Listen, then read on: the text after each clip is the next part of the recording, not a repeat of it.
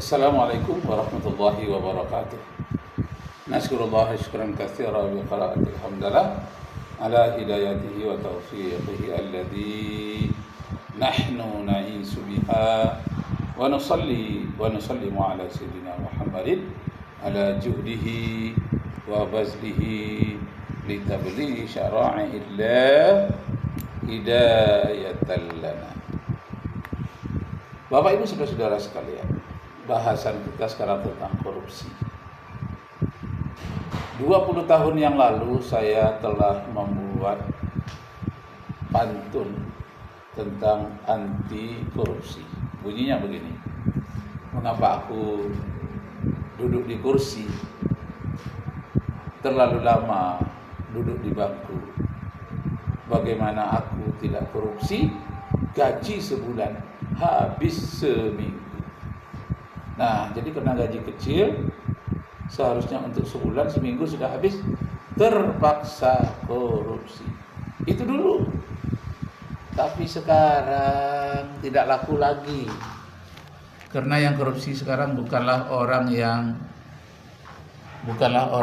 tidak banyak gajinya.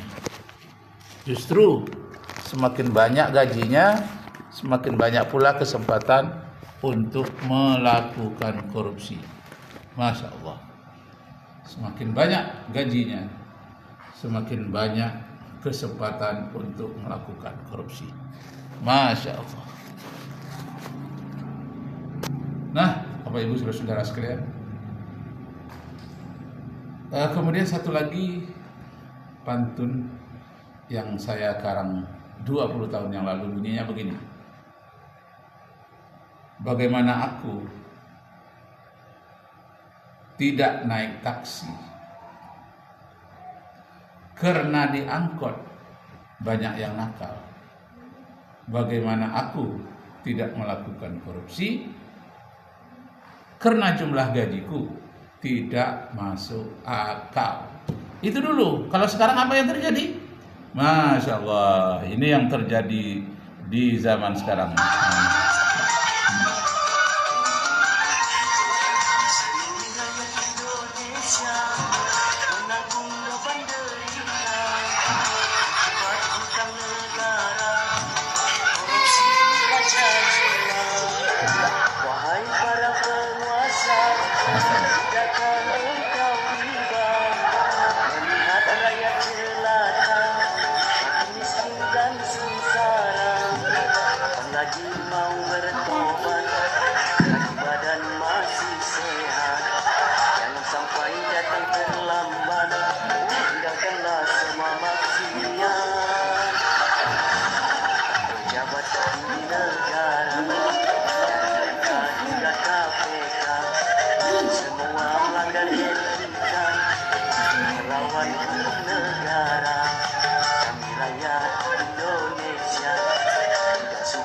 Sandiwara, apalagi modal dusta demi rakyat bangsa negara, pejabat tinggi negara, dari MK hingga KPK.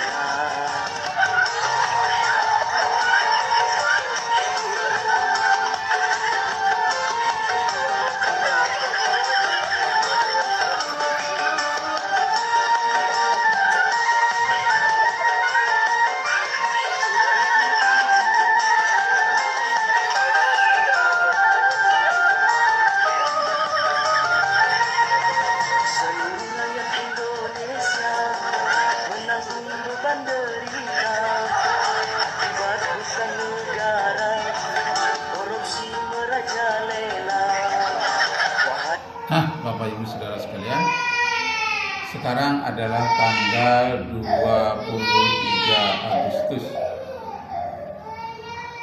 Tanggal 23 Agustus 2025. Berapa beban hutang negara Indonesia dibagi kepada seluruh rakyat Indonesia yang 280 juta sekarang ini? Telah dihitung oleh para ahli. Setiap anak yang lahir pun sudah membawa utang banyaknya 32,3 juta per orang. kalau dibagi-bagi. Jadi baru lahir saja sudah menanggung hutang. Masya Allah, hutang yang terbesar adalah semenjak 10 tahun yang lalu. Jadi kalau sekarang 2025, maka 2015 yang lalu sudah mulai hutang Indonesia membengkak besar sekali. Nah, orang bertanya kepada orang yang sangat ahli dalam perhitungan hutang piutang, bagaimana kalau hutang Indonesia ini tidak terbayar? Kalau tidak dibayar, tak terbayar, maka yang pertama perusahaan-perusahaan yang ada di Indonesia harus mereka ambil dan mereka jalankan sampai hutang itu terbayar, umpamanya 50 tahun atau 40 tahun itu baru terbayar, baru mereka lepaskan. Atau cara yang kedua, Indonesia harus menyerahkan satu pulau atau setengah pulau, misalnya setengah dari Pulau Kalimantan bisa untuk bayar hutang Indonesia yang begitu besar, atau setengah dari Pulau Sumatera, atau setengah dari Sulawesi. Begitulah harganya yang harus dibayar, begitu besarnya harganya, sampai setengah pulau terbesar di Indonesia. Nah, ini menurut para ahli. Karena itu Bapak Ibu, saudara-saudara sekalian, kita bangsa Indonesia berperan dalam hal mengawasi pemimpin-pemimpin yang membuat hutang begitu besar. Jangan terlalu percaya. Kalau percaya itu ya jelas, tapi percaya sambil membimbing. Jangan percaya lepas. Sudah dipercayakan, lepas begitu saja tanpa diiringi dengan koreksi-koreksi atau mengarahkan kepada jalan yang benar. Jangan-jangan nanti dia arahkan kita masuk ke dalam jurang. Dia sendiri niatnya baik, tahu-tahu masuk jurang. Kenapa? Tidak ada yang mengingatkan. Masya Allah. Tapi ingat, kalau bagi kita hutang-hutang yang kecil itu mempan dengan doa. Kalau sudah sebesar itu tidak mampu lagi. Kalau yang kecil-kecil doa kita, Allahumma inni a'udzubika minal hammi wal hazani wa a'udzubika minal jubni wal bukhli wa na'udzubika min ghalabatid daini wa qahrir rijal. Ini yang ujungnya ini. Ya Allah, lindungilah kami dari lilitan hutang dan paksaan orang. Paksaan orang ini artinya dari penjajah. Hindarkan kami dari hutang yang banyak dan hindarkan kami dari penjajahan. Hutang kita kalau sudah terlalu banyak, maka beransur-ansur kita akan terjajah. Pertama, terjajah perusahaannya. Tidak juga mampu, terjajah nanti sebahagian tanahnya diambil. Tidak mampu juga, dibaringi dengan uangnya harus beredar, hanya uangnya saja. Umpamanya dari Cina, uang yuan saja boleh berlaku di Indonesia. Atau tanah sebagian dari Kalimantan, sebagian dari Sumatera. Itu menurut para ilmuwan. Kalau saya tidak ilmuwan, saya hanya menyampaikan keperihan hati.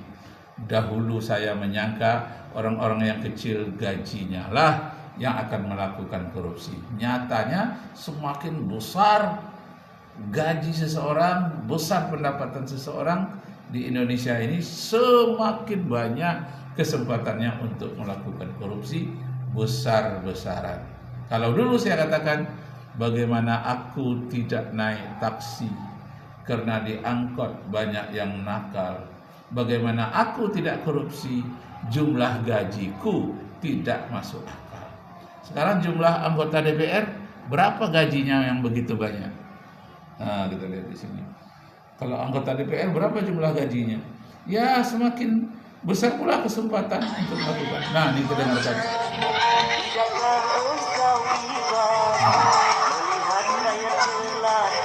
Iya. Masya Allah.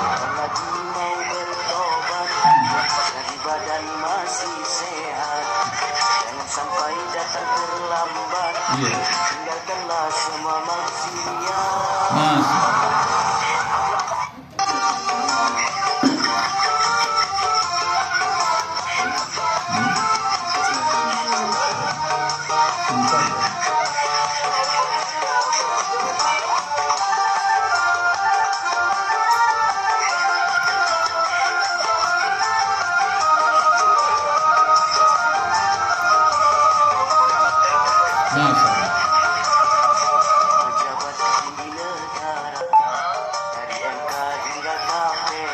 Masya Allah. Semua melanggar etika, melawan hukum negara. Nah, etika, pelanggaran etika. Etika itu bahasa Yunani, artinya pelanggaran adab, pelanggaran tata krama.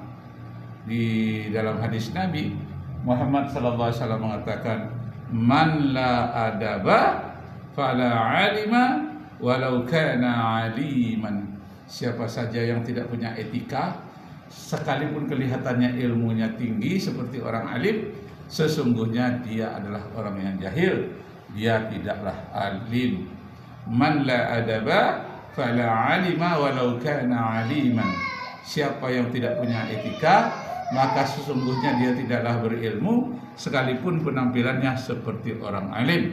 Masya Allah. Indonesia suka sandiwara, apalagi modal dusta demi rakyat bangsa negara, pejabat tinggi negara, Masya Allah. MK hingga KPK. Astagfirullah. Nah, demikianlah dulu Bapak Ibu Saudara sekalian, kita sambung di lain waktu. Semoga Allah meridai kita dan kita terjauh dari segala hal yang berkaitan dengan korupsi.